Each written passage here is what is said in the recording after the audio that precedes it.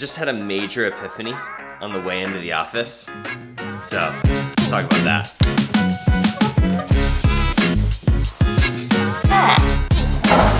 What is making this noise? I got it.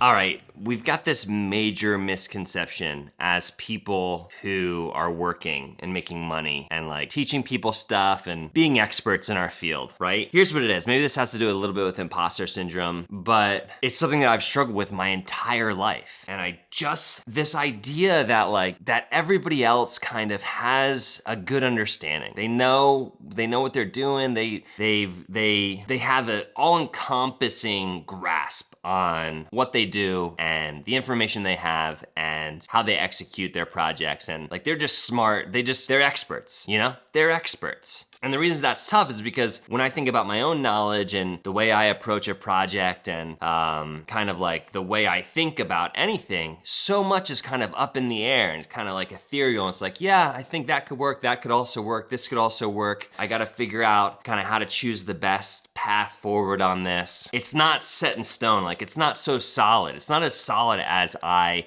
imagine other experts have this solid plan. But here's the thing, all right? If you truly are an expert in a field that is as ever-changing as social media, technology, marketing, sort of like cultural relevance on the internet, like part of being an expert is learning daily what is new and how things have shifted overnight or how things have shifted since last week. And keeping that space open in your mind to know things are different now than they even were an hour ago because of what has happened in the last hour or last week or last month. It does seem like the time that it takes for things to change is getting smaller and smaller every day. That is how it feels. And sometimes when I think about that, it's like extremely discouraging, right? But in actuality, I think we can be encouraged by the fact that we know that that is the case and we are willing to trust in ourselves to navigate whatever this new path, whatever this new setting, scene, world, culture is that we're now living in. If you're an expert, if you're a professional in your field,